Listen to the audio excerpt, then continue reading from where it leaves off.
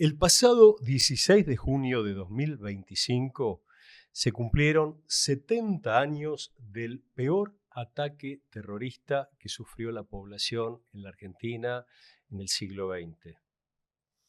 Los medios de comunicación anunciaban ese día un desfile aéreo para las 12 horas. Centenares de personas transitaban la zona a pie, en automóvil, colectivo, trolebús. Muchos y muchas miraban el cielo, agolpados en la histórica plaza. A las 12:40, precedida por una mortífera descarga de ametralladora, cayó la primer bomba. Fue el comienzo de una brutal masacre que muchos comparan con el bombardeo al pueblo vasco de Guernica. Un verdadero Guernica en Buenos Aires.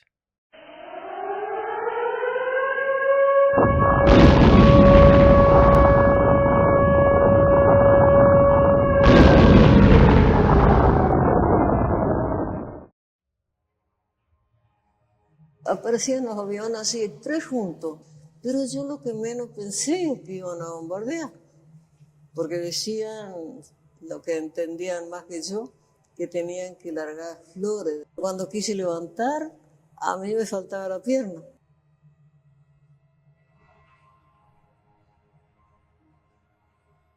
Tamara Galeano, Micaela Godoy, Carlos Caserta, integrantes de Memorables Producciones.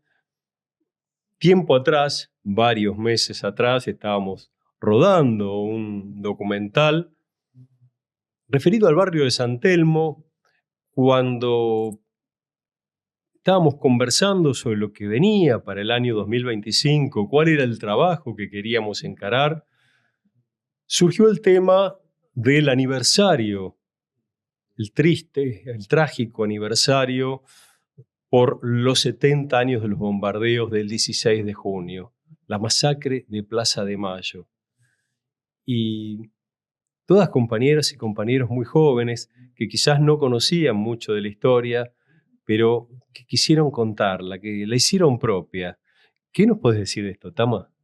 Bueno, Carlos, la verdad que cuando nos contaste esa idea, todos nos subimos al barco porque, tal cual como vos lo decís, ni en primaria ni en secundaria hay como más profundidad en algo que pasó en Buenos Aires, que fue una catástrofe que arrasó con la vida de un montón de personas y que dejó secuelas, no solo físicas, sino también psicológicas. Así que fue como que dijimos, este proyecto lo tenemos que contar.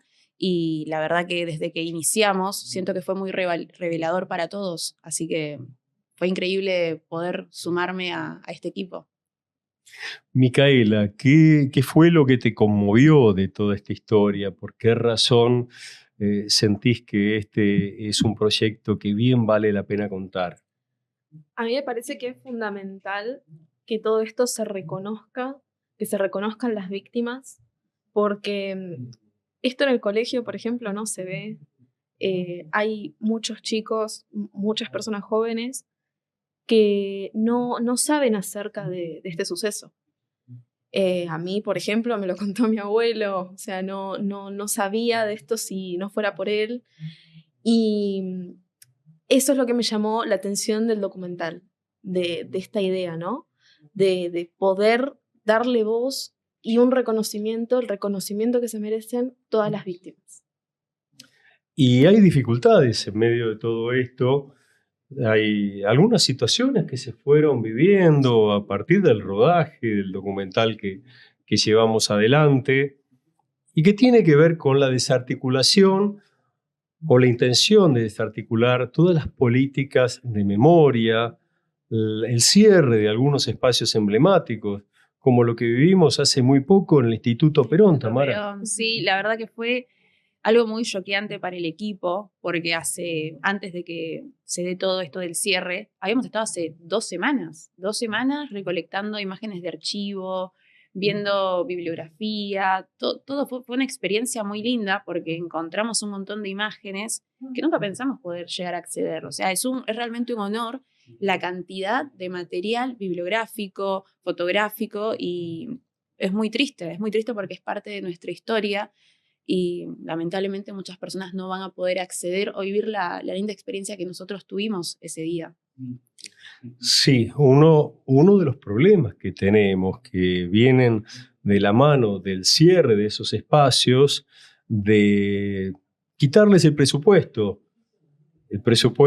que se va para la memoria, pero que también se va para quienes quieren llevar adelante una producción cinematográfica, en este caso algo documental, una parte de la historia que seguramente tendríamos que estar contando, como decíamos, como mencionábamos recién, que tendría que estar en diversos lugares y tratada en más profundidad, en las escuelas, en los lugares de enseñanza terciaria, incluso se debería hablar de esto, pero de esto no se habla.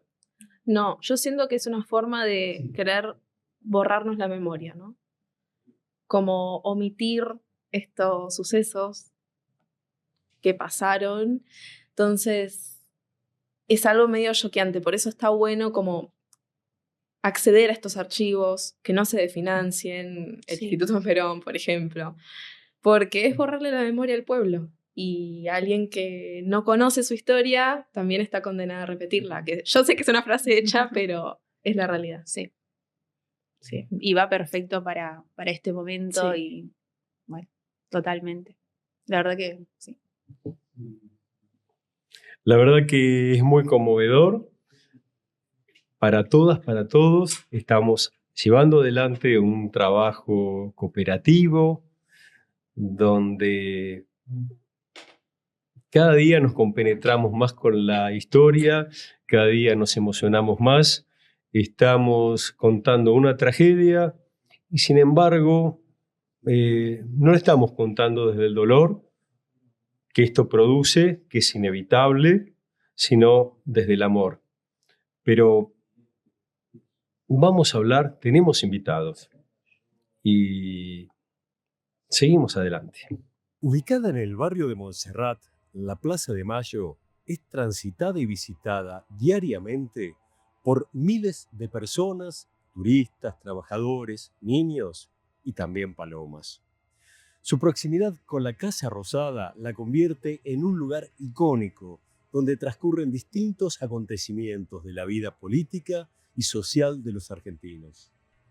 En junio de 1580, frente al Rollo de la Justicia, hoy representado por el roble de Guernica, en presencia de colonos y nativos semiesclavos, Garay fundó Santísima Trinidad y Puerto de Santa María del Buen Aire. 375 años después, hacia 1955, una serie de leyes que afectaban los intereses de la Iglesia en la Argentina desataron un conflicto que potenciaron y aprovecharon los conspiradores políticos.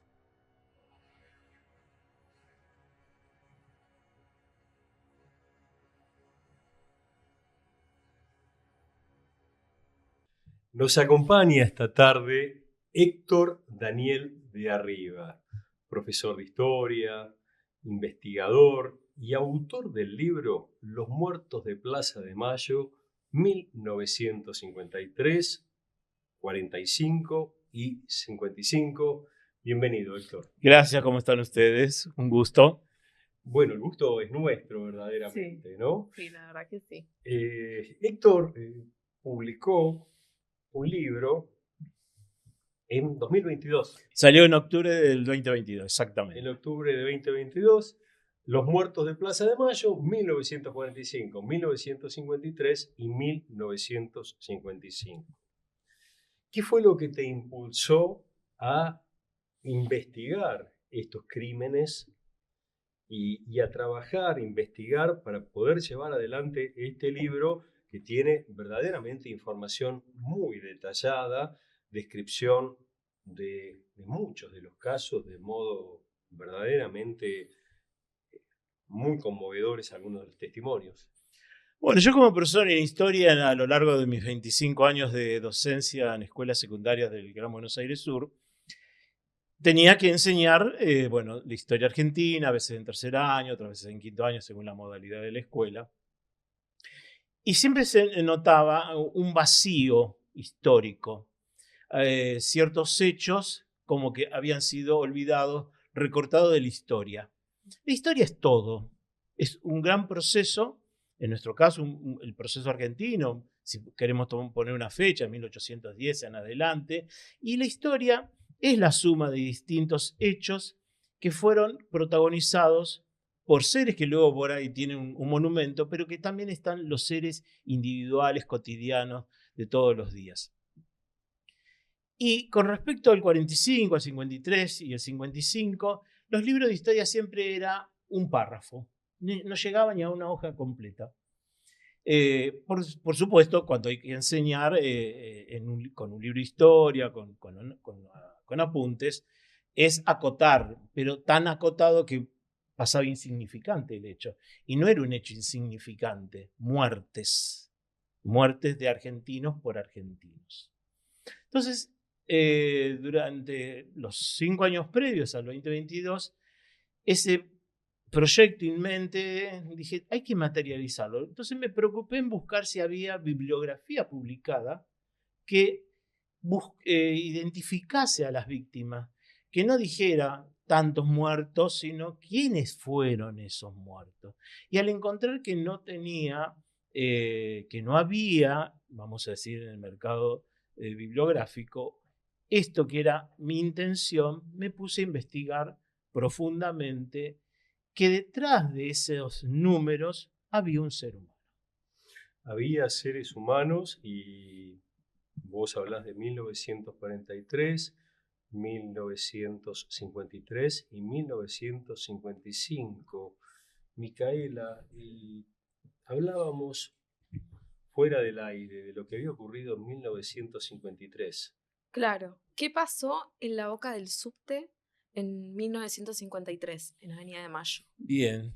¿Por qué te interesa esa pregunta? Porque tengo familiares que trabajan en el subte y bueno, Ajá. es un tema que se habló, pero me gustaría preguntártelo. Perfecto. Bueno, dentro de mis humildes conocimientos, el 15 de abril de 1953 es un hecho histórico dramático porque frente a una plaza colmada, la Plaza de Mayo, que es el eje central geográfico de mi libro, una concentración convocada por la CGT, en el momento que cerraba el acto, el presidente constitucional, Juan Domingo Perón, estalla una primera bomba en un restaurante que hoy no existe, en Defensa e Irigoyen, hoy es la sede de un banco, y esa primera bomba mata a 4 en el momento y hiere muy mal a un quinto.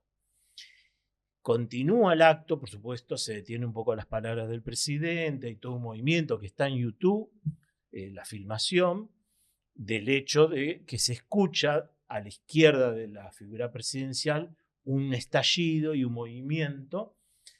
Y entonces se continúa el acto, se asisten a los heridos y estalla una segunda bomba. Esa sí estalla en la cabecera de la línea A, que está ahí en Balcarce e Irigoyen, en la cabecera, por supuesto en el subsuelo, una poderosísima bomba, como había sido la primera, y ahí mata al sexto, en ese momento el quinto hombre, que era un empleado del subte, Osvaldo Mouchet.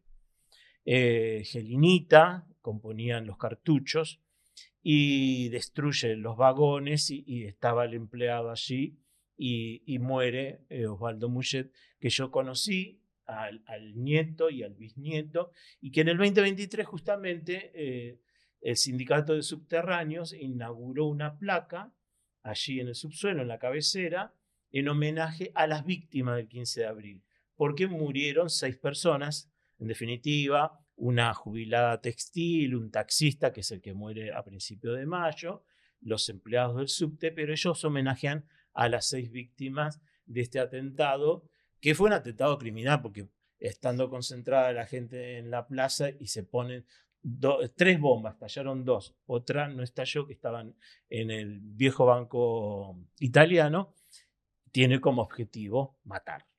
La autoría de ese atentado está confirmado, quiénes fueron los responsables o o no está definido eso? Bueno, se hizo toda una investigación, eran opositores al gobierno, gente de algunos de la élite porteña, de partidos del Partido Conservador, y el más conocido era del Partido Radical, Roque Carranza, el ingeniero Roque Carranza, al cual se designa como el autor de armar estas bombas. Se hace un juicio y luego, bueno, después viene el 55, septiembre del 55, y bueno, quedó eso anulado.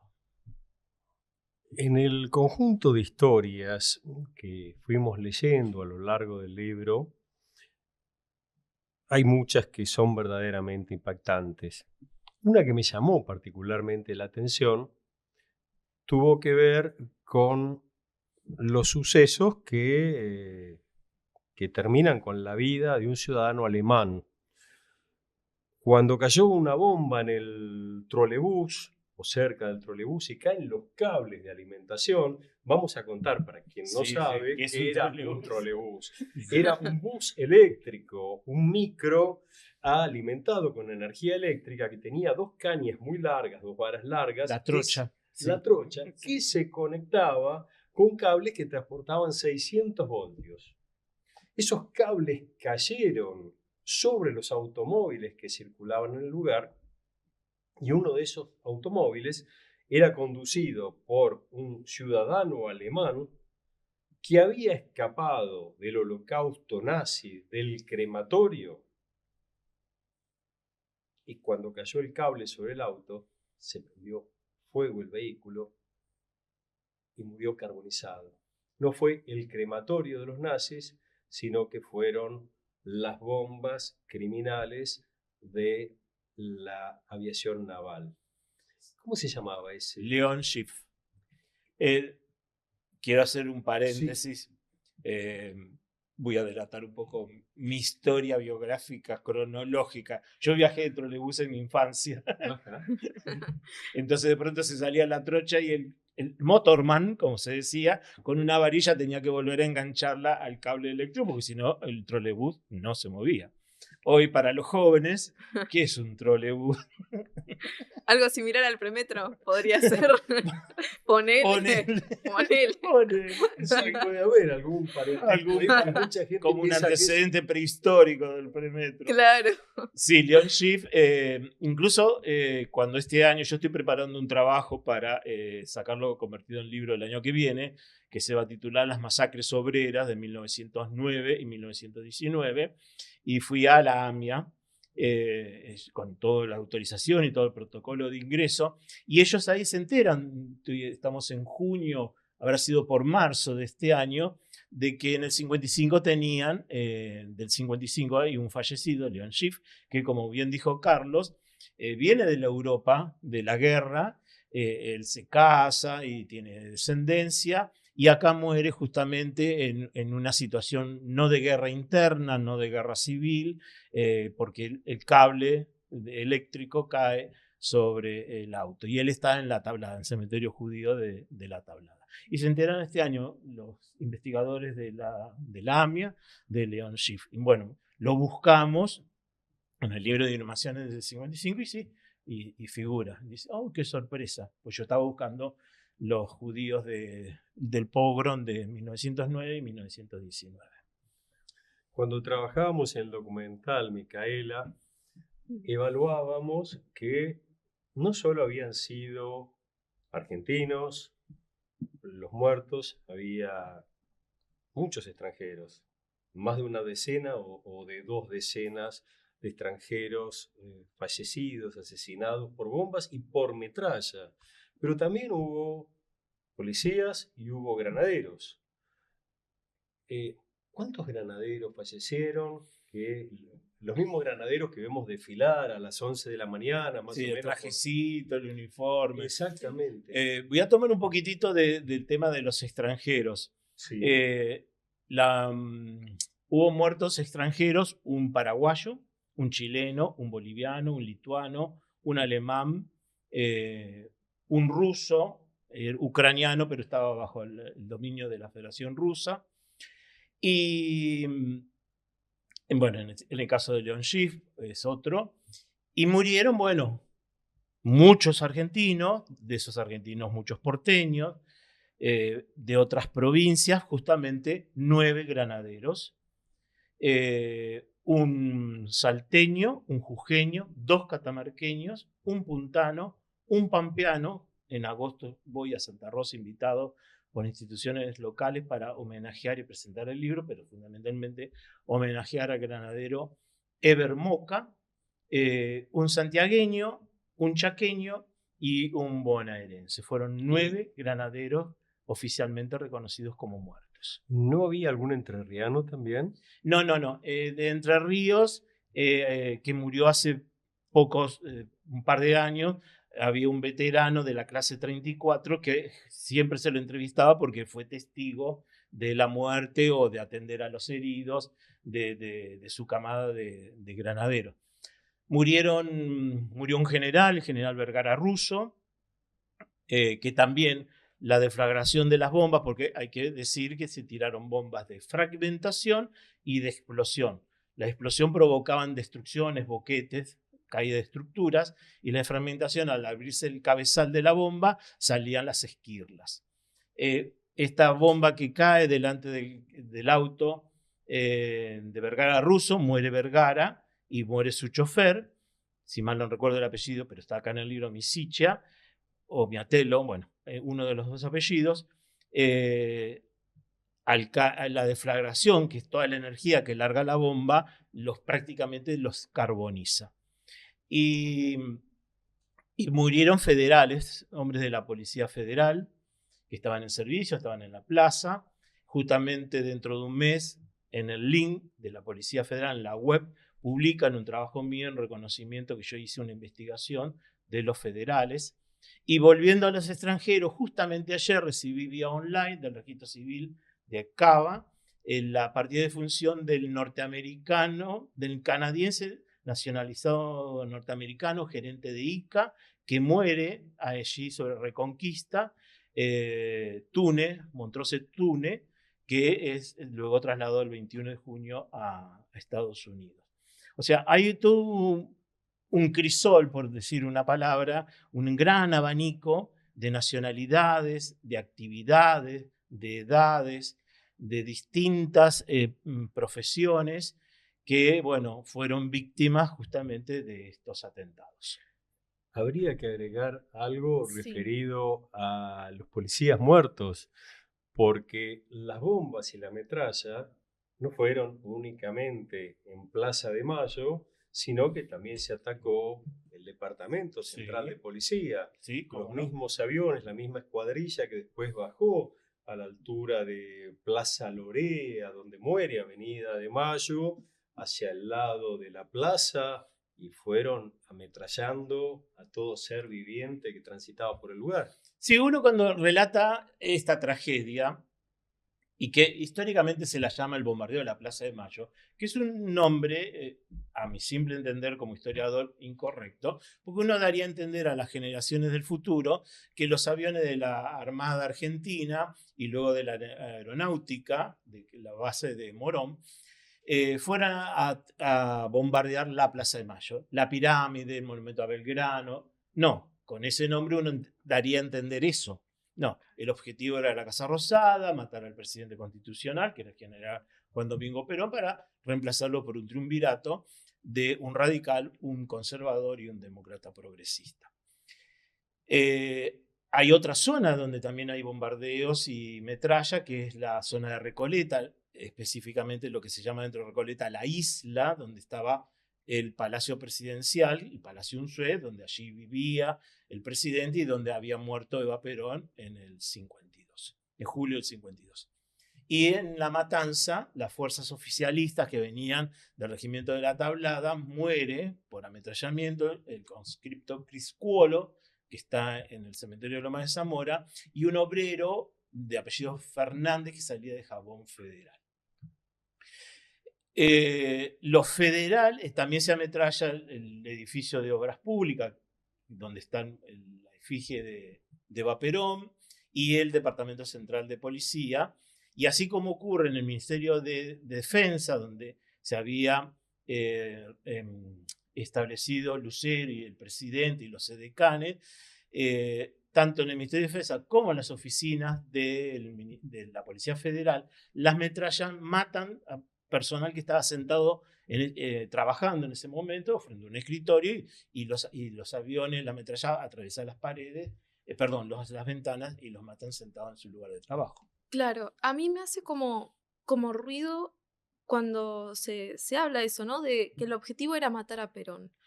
Pero fue una traición al pueblo todo esto. Exacto, es decir, hay un objetivo que es propio de este antiperonismo. Ya había estado la asonada del general Menem en el 51, el atentado del 53, viene el 55, junio, la oposición y el oficialismo habían roto sus puentes de comunicación, de diálogo, y los antiperonistas entonces buscan ya algo lo más extremo, que es matarlo. Si nos circunscribimos a ese objetivo táctico, alcanzaba con bombardear la Casa Rosada. Pero los aviones iban por la Avenida de Mayo, sobrevolaban la Avenida de Mayo, bombardeaban la Casa Rosada. Hay que hablar que el plafón del día la niebla, no daba mucha visibilidad. Bombardeaban y caían también bombas en el entorno, sobre Rivadavia, sobre Paseo Colón, sobre Irigoyen. Y pegaban la vuelta. Hubo alguna metralla sobre el edificio de la CGT, que no está muy lejano a la Casa Rosada, y se reabastecían en el aeropuerto de Ezeiza. Porque hubo 3 pasadaviones, 12:40, 15:10 y 17:15. Ya la segunda y la tercera, y sobre todo la tercera, donde un aviador abre el tanque de nafta y rocía la plaza, donde cae todo el combustible, ya hay más que un objetivo de matar al presidente, porque la metralla y las bombas matan civiles. De hecho, al atacar la residencia presidencial, ahí mueren 6 personas en Recoleta, si bien se ametralló el Palacio Unzué, pero hay ya una exageración, un crear un miedo y volcar ese antiperonismo acérrimo sobre la población civil, sin saber que por lo que estaban en Recoleta o lo que estaban en Plaza de Mayo, fueran peronistas o no peronistas. Héctor de Arriba, profesor de historia, investigador, te agradecemos esta información. Se viene el documental donde sos una de las personas uno de los referentes que están dando parte de esta información, contando esta historia. Sabemos que se viene un libro próximamente, así que vamos a estar informando y te agradecemos mucho toda tu atención, tu tiempo, y vamos a seguir hablando de esta masacre y fundamentalmente homenajeando a esas víctimas que hoy tienen un monumento que está escondido detrás de la Casa de Gobierno, al que no se puede acceder y que quedó tras las rejas. Gracias a ustedes y por la memoria de los muertos. Por la memoria de los muertos. Sí, por la memoria de los muertos. El jueves 16 de junio del 55 se esperaba un desfile de aviones hacia el mediodía para desagraviar la bandera nacional. Mi tía nos propone ir a la azotea de la casa a ver el desfile de aviones que iba a haber. Estamos hablando de ese día, de ese fatídico día. Realmente no sé cómo pudieron atentar contra el pueblo, cómo pudieron hacer que lamentablemente muriera tanta gente. El trabajo de investigación para llevar adelante el documental Guernica en Buenos Aires fue verdaderamente arduo, pero muy grato porque hablamos con distintas personas, muchas que no conocíamos, con amigos, amigas, compañeras y compañeros, y así fue que conocimos a Marcelo. A Marcelo. Marcelo Gil trabajador del Archivo Nacional de la Memoria e investigador de la matanza del 16 de junio de 1955. Buenas tardes, Marcelo. Buenas tardes, ¿cómo están? Antes que nada quiero explicar por qué parezco un buzo de turismo carretera con gorra incluida, porque explica todo lo que tengo puesto, distintos significantes. Los 100 años de mi gremio de ATE, que se cumplieron en enero de este año, la lucha de los trabajadores de derechos humanos y en general del Estado, en particular del Ministerio de Justicia y Derechos Humanos, hoy Ministerio de Justicia, y de la Secretaría de Derechos Humanos, de los cuales fuimos despedidos 400 trabajadores a la fecha. Ayer se solazaba el adicto a las redes sociales, Cunio Olivarona, de que siguieron despidiendo trabajadores. 19 de los despedidos somos delegados, que seguimos luchando por nuestros compañeros y nuestra condición de trabajadores. Por eso, antes que nada, poner nuestra condición de trabajadores. Así fue que defendimos en un abrazo a la ESMA en diciembre, con una multitud en el Cuatro Columnas, defendimos y protestamos contra el cierre del Centro Cultural Haroldo Conti, la remera que llevo encima, una memoria que arde, que la llevamos a todos lados, junto a Malvinas y el pañuelo de las madres. Y esta es historia viva, porque la misma intencionalidad de restauración de una república oligárquica pasó en el 55 y pasa desde la asunción del último gobierno de Milei. Bueno, nuestra solidaridad con las trabajadoras, los trabajadores de ATE y otros espacios del Estado e incluso de la actividad privada que han sido despedidos en los últimos años. Los despidos se siguen multiplicando, la actividad productiva se minimiza y el trabajo se hace más escaso y peor pago. Pero vamos a hablar del Archivo Nacional de la Memoria. ¿Cuál es su importancia? Bueno, la importancia del archivo es el trabajo iniciado hace muchísimos años, institucionalizado en el espacio ESMA a partir del 2008, con la presidencia de Ramón Torres Molina. El trabajo ya iniciado por trabajadores de la Secretaría que en otras sedes siempre precarias iniciaron por mandato del presidente Néstor Kirchner y del secretario de Derechos Humanos Eduardo Luis Duhalde, al cumplirse los 50 años de los crímenes del 16 de junio del 55, una investigación ordenada por el Estado argentino para incorporar a las víctimas al régimen de leyes reparatorias y llegar a la verdad histórica de los hechos sucedidos en ese momento. Lo cual fue trascendente porque a partir del 2005 se inició un trabajo arduo para recabar información y encontrar testimonios sobre los hechos ocurridos. Perfecto. Marcelo, yo Sí. te quiero hacer una pregunta antes de ir a lo del documental, que bueno, obviamente Carlos ahí tiene un par de preguntas, pero la mía es quizás un poco más, no sé si sentimental o reflexiva, pero ¿vos sentís que como sociedad actualmente sabemos mirar al pasado? Estamos en un momento muy difícil, a donde hay una fuerza que se impone de los medios de comunicación y el Estado mismo, a donde no solo niega, sino distorsiona la verdad histórica.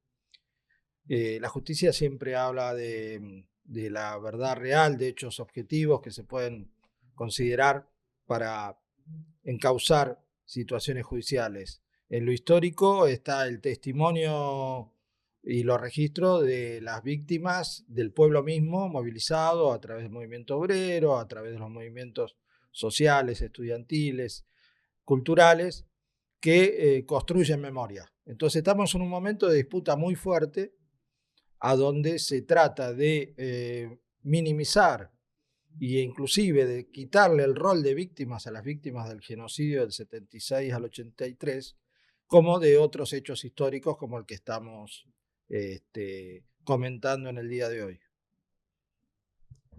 Vos compartiste con nosotros mucha información, aportaste al documental, el trabajo que se llevó adelante con las voces olvidadas, testimonios como el de Natividad López, Daniela Marino y otras personas que vivieron en carne propia las bombas, el caso de Natividad o el abuelo de Daniela u otra mujer que también perdió una pierna como Natividad. Pero al día de hoy, ¿cuánto de todo esto permanece en una suerte de nebulosa, un poco, en algunos casos, casi en el anonimato? ¿Por qué ocurre esto? Bueno, en primer lugar porque pasaron muchos años y a 3 meses de los hechos de terrorismo de Estado del 16 de junio, porque se hicieron con herramientas del Estado y lo hicieron personal del Estado, pagado como funcionarios públicos para defender el país y atacaron al pueblo. Creo que es insoslayable comentar que entre el 16 y el 23 de septiembre del mismo año, o sea, los 3 meses, se configuró un golpe con características muy violentas, a donde hubo muertes, no hubo un agotamiento del proceso democrático, dictatorial, diría los de la Revolución Fusiladora, del general Perón, sino todo lo contrario, a partir de resultados electorales avasallantes como el del 49, pero democráticos, obviamente, como el 49, 52 y la elección del vicepresidente en el 54, con el 64% de los votos, convence a cierto sector que quiere reinstalar la república oligárquica de que el único camino era el cruento, era el militar,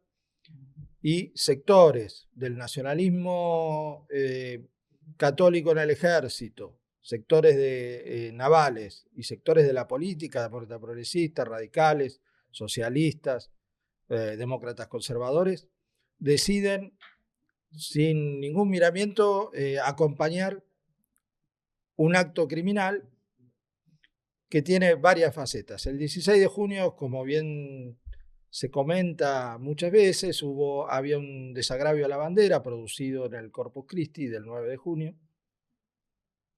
Se usa como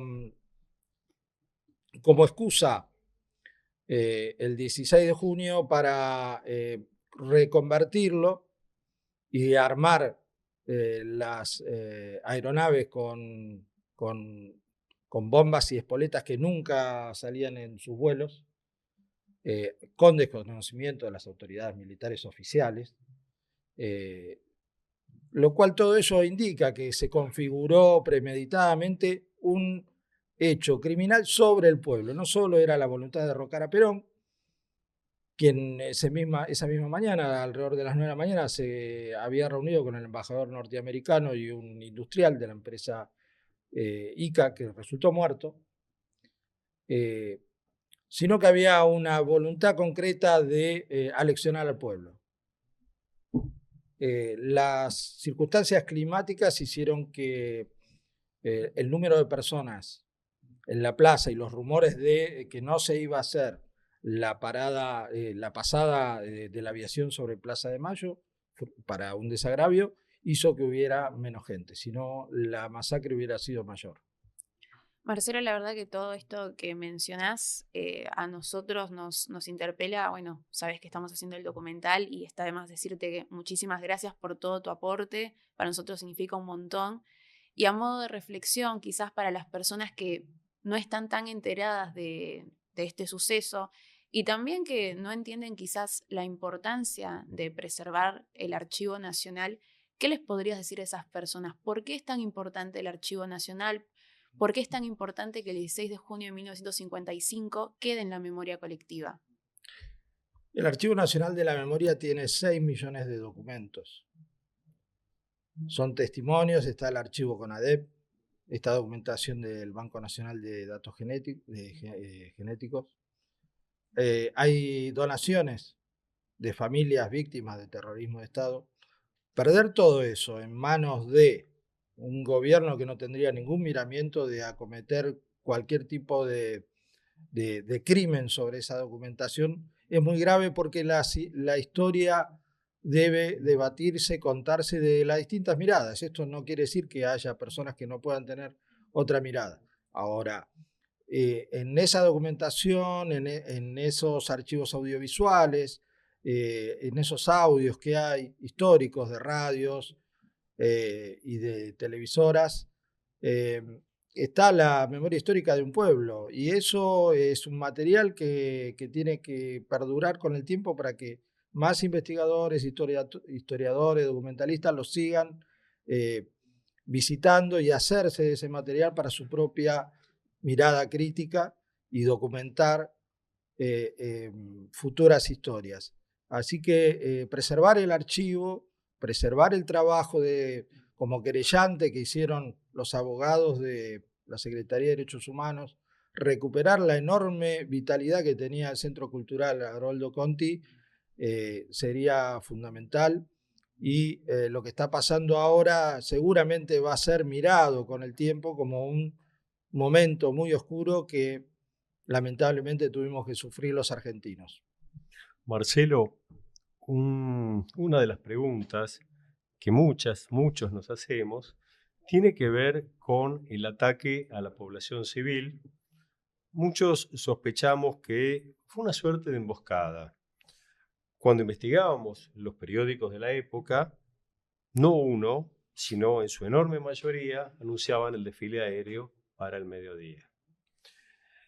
Hubo gente que se enteró en el último instante. En ese momento no teníamos el celular que nos daba la noticia en el momento, nos guiábamos más que nada por los periódicos y circunstancialmente el que estaba en algún lugar que podía estar escuchando una radio. Con lo cual hubo ahí de algún modo algo que podríamos denominar una emboscada.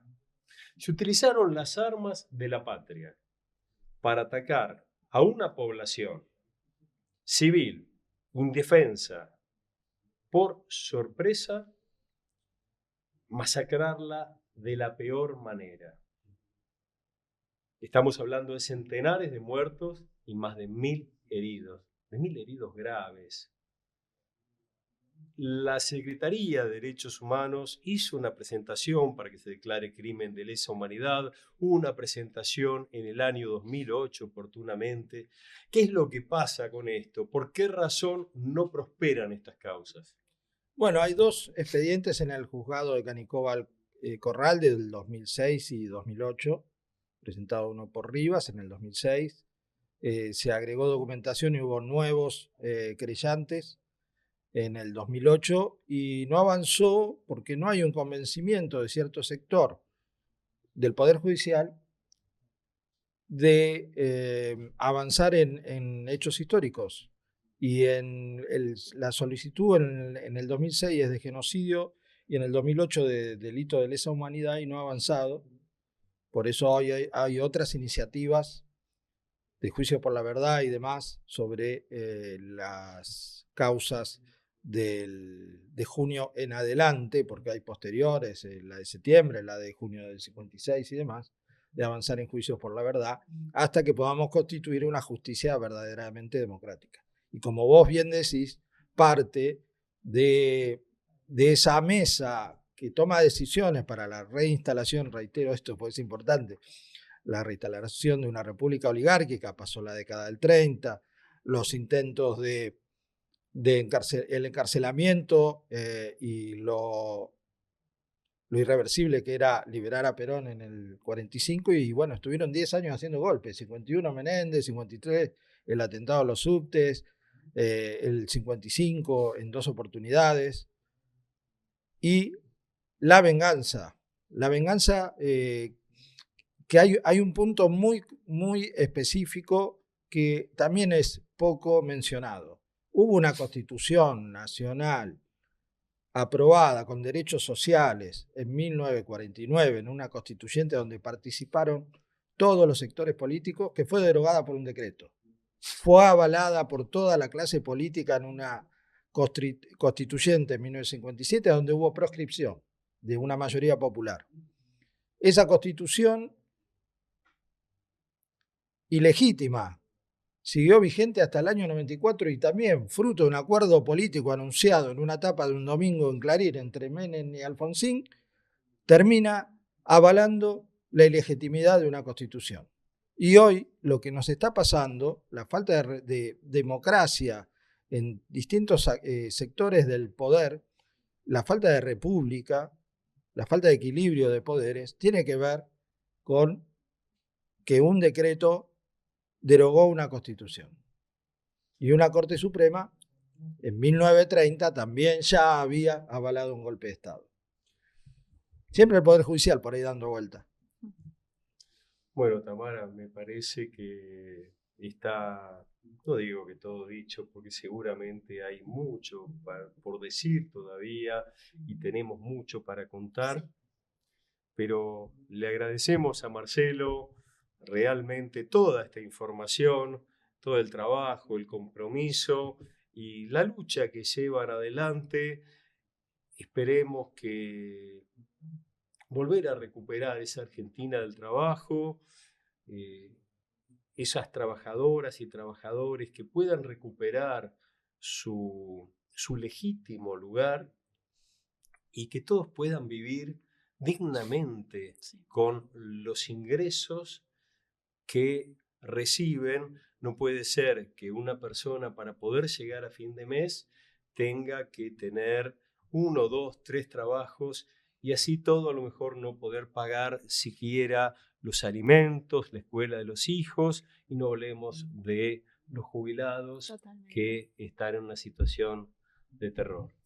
Totalmente. Marcelo, muchísimas gracias. Gracias a Y ustedes, de a más la decir disposición. que increíble toda la labor que hacen vos como tantos archivistas. Hay que reconocer más ese laburo. Muchísimas gracias. No, gracias a ustedes y a disposición todo el cuerpo de trabajadores del archivo, seguramente. Historias que se van sumando a todo lo que vamos conociendo día a día de estos sucesos, que siempre hablamos del bombardeo de la Plaza de Mayo y en verdad estamos tratando algo que excedió al bombardeo, porque fue ametrallamiento, porque fue quemar seres humanos vivos con un tanque de combustible, un verdadero horror. ¿Y cuánto tiene que ver lo que ocurrió en 1955 y previamente con los discursos de odio que se fueron potenciando al punto que cuando muere Eva Duarte de Perón, de cáncer, alguien pintó en una pared "Viva el cáncer", algo que sonaba horroroso, que es horroroso en sí mismo. Suena, actualmente es horroroso, la verdad. Y que quizás hoy no le molestaría a muchas personas, como sí ocurrió en ese momento, que hasta los que estaban en las antípodas del gobierno constitucional sentían que había un límite ahí. ¿Cuáles son los paralelismos que vivimos hoy con ese 1955 y con 2025? Pasaron 70 años. Y hay algunas cosas que se están repitiendo. Un golpe de Estado que se dio en el mes de septiembre por unos señores que se hacían llamar libertadores. La libertadora decían que era. Una libertadora que no trajo precisamente más libertad, sino vinieron fusilamientos y cárcel. Cárcel por nombrar Perón, el justicialismo, Evita, a cualquier símbolo del gobierno democrático que estos forajidos habían derrocado. Un decreto por el cual se le daba hasta 6 años de cárcel, que podía llegar a tener por otros agravantes 14 años de prisión efectiva. Yo siento que los discursos de odio se siguen potenciando continuamente. Imagínate que hubo un intento de magnicidio a la expresidenta. Entonces, yo siento como que también, ¿no? Con esto de revolución libertadora ahora, la libertad y todos los discursos de odio que hay de por medio, yo no sé qué, a qué punto es libertad, ¿me entendés? Si uno no puede expresarse porque lo están después odiando y tirando un discurso de odio horrible en redes sociales, ¿no? Esto me parece como interesante, ¿no? Este paralelismo entre la revolución libertadora, el tema de la libertad, libertarios, pero bueno, no sé. Y cuestiones que tienen que ver también con la religión. Esto de poner el lugar del odio en una fuerza suprema, en un Dios, en una fuerza celestial, Tamara. Eso es algo que a mí, en lo particular, siempre me llamó mucho la atención. Cómo el ser humano se excusa de sus atrocidades diciendo que lo hace en nombre de Dios. O sea, hemos estado hablando de Natividad López. Ella pensaba que esos aviones iban a largar flores. Y todo lo que sucedió fue matanza. La verdad es bastante increíble cómo se siguen escudando en el nombre de algo superior. Como yo hago esto para liberarlos. ¿Para liberar de qué? Si al final están terminando con personas, con la vida de personas. De hecho, en los aviones estaba Cristo vence. Y la verdad que me parece un muy mal marketing para la religión en sí. Con todas las situaciones que también acarrean, ¿no? Pero muy mal marketing de por sí. Un verdadero horror. Y se viene el estreno de Guernica en Buenos Aires, seguramente para el mes de septiembre. Y necesitamos apoyo. Necesitamos el apoyo con las historias, necesitamos todo tipo de apoyo, hay que decirlo. Y vamos a seguir contando esta historia, pero le vamos a hacer un homenaje a esos seres humanos, esas personas, trabajadores, jubilados, jubiladas, niños, gente de todas las nacionalidades, decíamos, de distintos lugares de la Argentina, que fueron víctimas de bombas, de metralla, de fuego, y hay que recordarlas. Hay que recordarlas. Y bueno, sobre todo mencionarles que todo apoyo es bienvenido y va a ser muy bien recibido, tanto económicamente como menciona Carlos. A nosotros nos han ayudado historiadores, nos han ayudado con archivo, incluso el apoyo moral es algo sumamente satisfactorio porque esto lo estamos realizando de todo corazón, desde el lado del respeto por la historia. Y esperamos, o sea, nuestro objetivo con este documental no es simplemente contar este suceso catastrófico, sino que también vean este lado, el lado de las secuelas, de lo que realmente le ocurre a una víctima, que no solamente es algo físico, sino también es algo que los marca de por vida, que bueno, ya en el documental van a conocer más en profundidad estas historias, y los invitamos a todos, a todas y a todos a que vean el documental, independientemente del partido con el que se identifiquen, porque es historia nuestra, es historia argentina, y realmente, como creo que mis compañeros también lo mencionaron, lo estamos haciendo de todo corazón y con el respeto y el compromiso que merece un acontecimiento así. Mica, algo que verdaderamente es todo muy conmovedor, Micaela. Sí, la verdad que sí. Sí, esto de ponerle nombre y apellido a las víctimas, reconocer que se le dé ese espacio, ¿no? Porque un número yo siento que capaz puede pasar hasta desapercibido, pero contar, como por ejemplo en el libro, ¿no? Y en el documental también, que se expone el tema de los nombres, la vida que tenía la víctima, es algo interesante, porque ahí ya se cuenta esto, ¿no? De quién era esa persona, quién era esa víctima, quién fue el que falleció. Y para todos esos seres humanos que murieron ese día, que terminaron heridos con graves secuelas, sus familiares, lo que pedimos es memoria, verdad y justicia. Nunca más puede suceder un hecho de esa naturaleza. Para que la historia no vuelva a repetirse, tenemos que conocerla.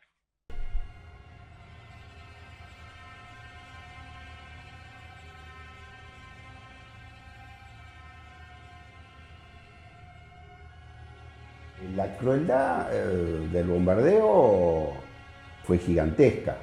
En la historia no hay un acontecimiento similar.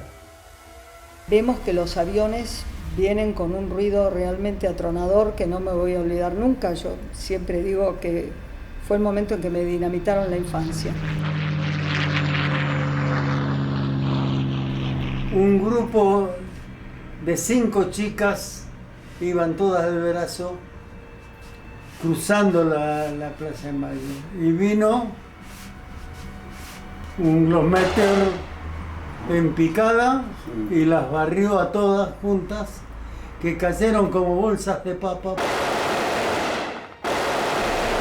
Es cosa tan horrorosa que yo en mi vida pensé que podía soportarla. Estos tipos lo que quieren es sí, borrar la historia. Y además también destruyen las aberraciones que han hecho. Sí, porque para matar a Perón con una pistola bastaba. El paralelismo entre Guernica y el 16 de junio es el mismo denominador común de los bombardeos a ciudades abiertas, el terror, sembrar el terror.